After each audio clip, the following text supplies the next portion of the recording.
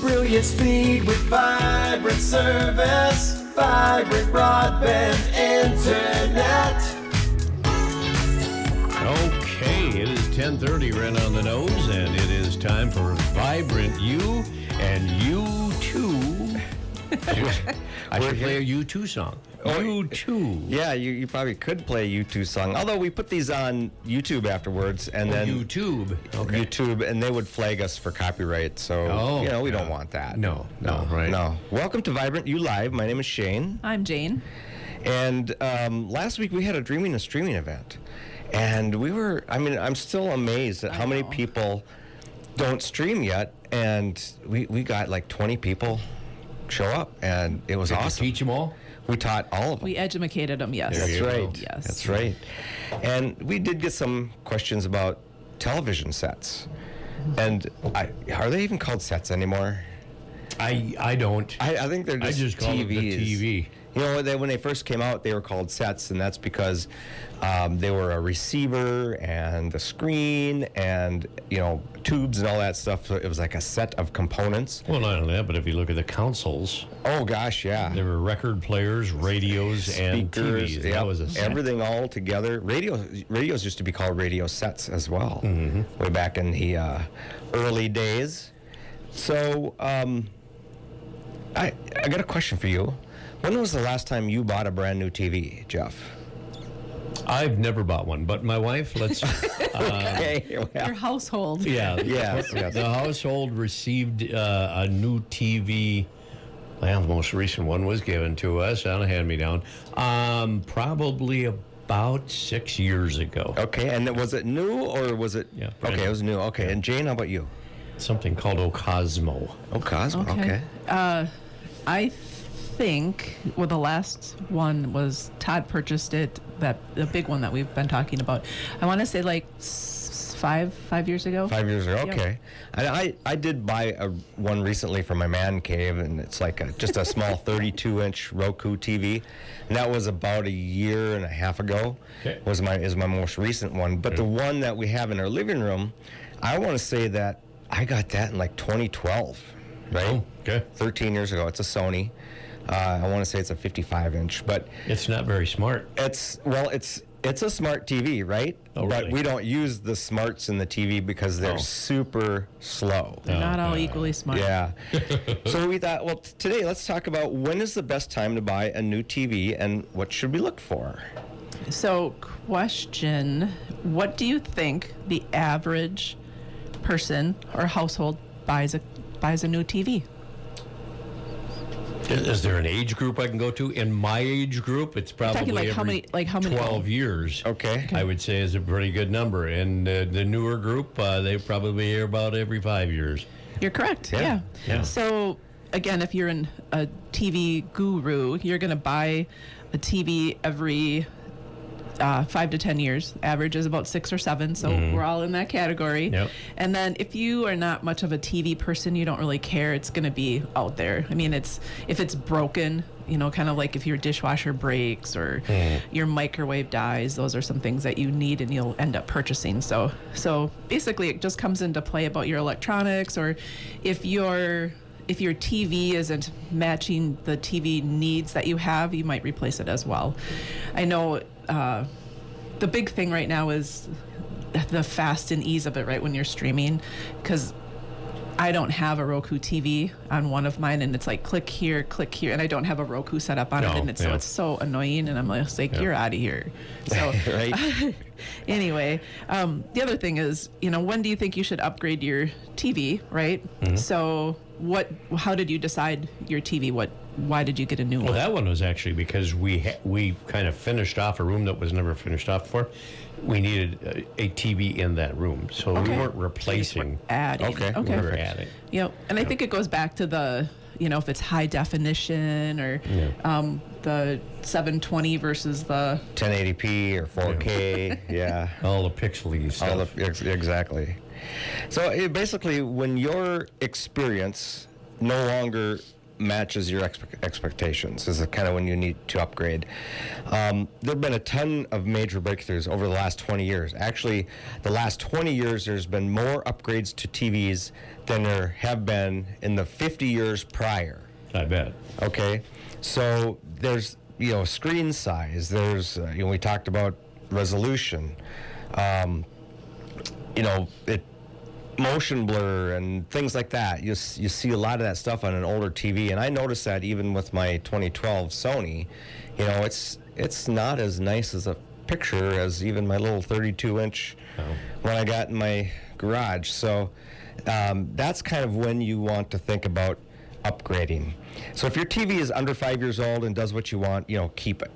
But if it's over 7 and you stream or you game or you watch sports, you're probably missing out more than what you think. So when the new models come out, they announce them in January at what's called the Consumer Electronics Show. It happens in early January, and this is when manufacturers show off all their new TVs. And then they usually hit the stores late February and into between February and April, depending on the brand and manufacturer. So that's kind of when the new TVs come out. But Jane, what should we look for in a new TV? Well, first off, you need to get your budget right. So if your budget is a little bit on the smaller side, between like the 200 and 500, you just want to pay attention to the screen quality. I'd say get a 4K, and basically that's just a high dynamic range, and it has the colors are deeper, darker. There's a great contrast that will help you see better. And then the other thing is, you probably want to explain this a little bit because it's a little bit over my head, but like Sure. the backlight. So Yeah, that's kind of the brightness. Okay. Okay, so like HDR, or high dynamic range, allows you to see the shadows without dulling the blacks. So you might see in some of the lower end models, like the $200 model, for example, the blacks don't look real black on the screen. They might look kind of a dark gray. And then the bright whites don't look pure white. They kind of look a little off-white or eggshellish. Yeah. So the higher you're going to spend on the TV, the more dynamic range you're going to get. So backlighting is kind of how bright is that TV going to Okay. be, especially if sunlight hits it. And so then the next step is like the 500 to 1,000. And again, you want to pay attention to the dynamic range, the smart quality of the TV, the larger screen. It's you're starting to look at your bells and whistles and what bells and whistles you're looking for. And then again, it's that the rich quality of the screen and the deepness of the black. Yeah, that's going to be a range where maybe gamers are going to start looking at, because they have game-specific stuff or features in those TVs. There's something called HDMI 2.1. It allows variable refresh rate and low lag gaming modes. So gamers are going to want to kind of look into this range. Does a stream picture look any different than a cable picture? So yeah, there's going to be some differences between cable and streaming, and I can't give you all the technical, but yeah, you want to, of course, look at refresh rates, and that's how fast a TV screen refreshes. So then now you're talking into the next range, right? Well, the other part about this too is sound quality and the speakers. You want to have that's another bells and whistles, right? So pay Yeah, attention to that. exactly. So if you're wanting to spend money over $1,000 and like you've been saving for a long time and you wanted this perfect TV, Oh, so just boy. pay attention to how large the screen is. The gaming features if you're a gamer. The anti-glare.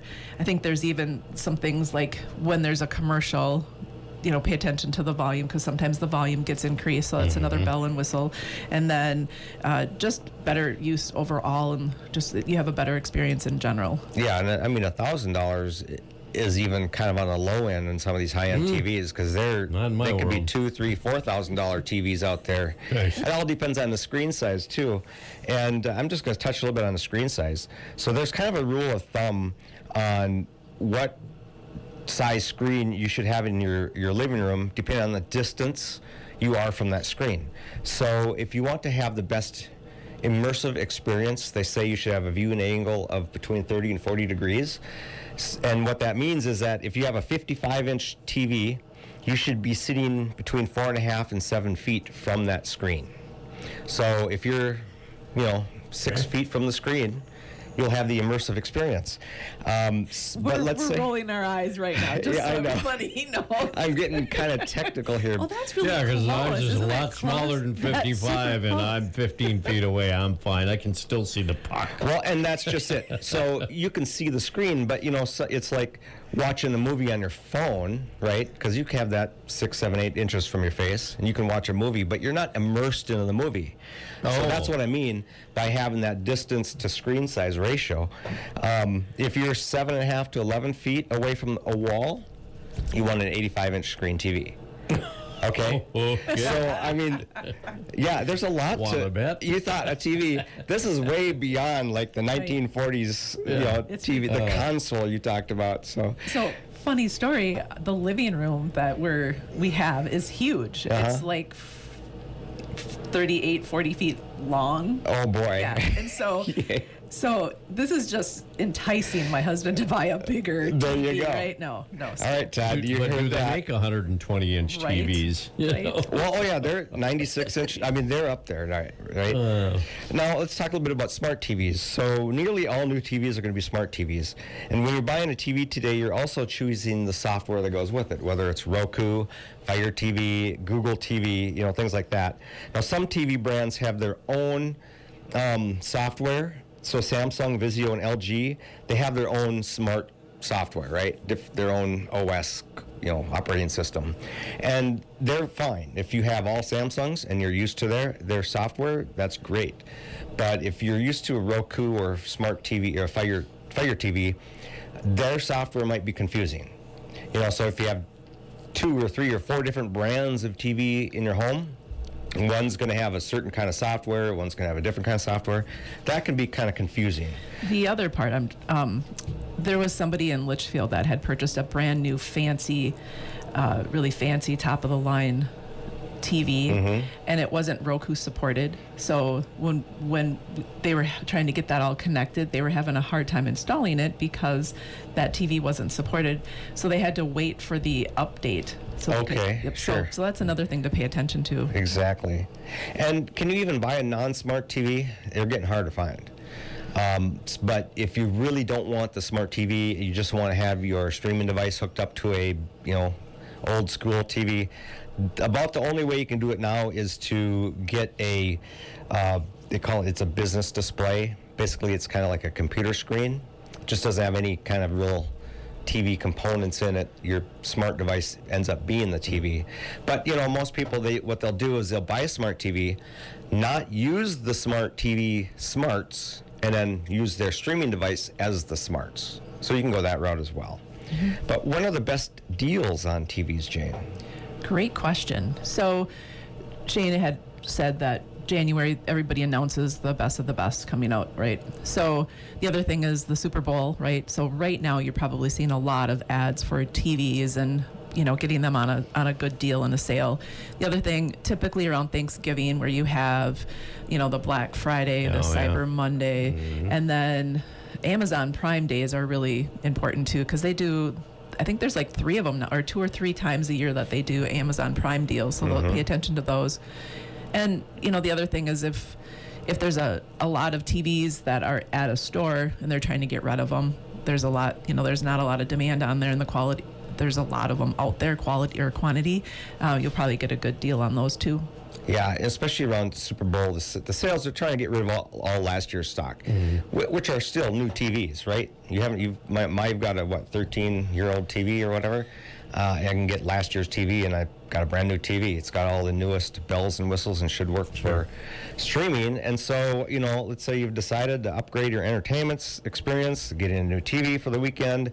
We got the Super Bowl this weekend, right? Number one question, how are you going to watch it? How are we going to watch it, right? We had some people come into the office too, so that was perfect because we knew the answer. Yeah, they asked, I want to watch the Super Bowl, and how do I stream it? Well, the Super Bowl is going to be aired on NBC, which means if you subscribed to a streaming service that's got local TV, like DirecTV or YouTube TV, Fubo or Hulu with live TV. Although Fubo they do have a dispute with NBC, so it might be touch and go there. But at least the other three, DirecTV, YouTube TV, or Hulu with live TV, you'll get the Super Bowl on NBC, right? Okay. If you're subscribed to Peacock, that's owned by NBC, you'll get to watch the Super Bowl. And unless you have an antenna, of course, you can always do the antenna thing. But that's touch and go as well. So yeah, that's how you can watch the Super Bowl this year. All right. So, if you don't need the newest and greatest TV, and you got what you have fun. If you need any ideas on new TVs, you can certainly give us a call. Okay. Like I said, smart TVs and streaming have made streaming a lot. You talk because Get that frog out of Exactly. your throat there, will you? Yeah, it's made watching much less expensive. Sure. It's with streaming, that kind of thing. And the best TV for you is the one that fits how you watch television. So do a little research ahead of time and know what you're getting into in your budget. Alrighty. So again, we have another Dreaming of Streaming event coming up Thursday, February 19th at Paynesville. It's at the Green Roof Community Center. It's near Quick Trip, and again, it's from 5:30 to 6:30, so come on out if you have more questions. And then give us a call at 693-3231, or learn more about us at vibrantbroadband.com. Catch the replay on Facebook or YouTube channel. Search for Vibrant Broadband. And then listen live every Wednesday at 10:30 on KLFD. Thank you, Jeff, for having us. Thank you, audience, for listening. My name is Shane. And I'm Jane.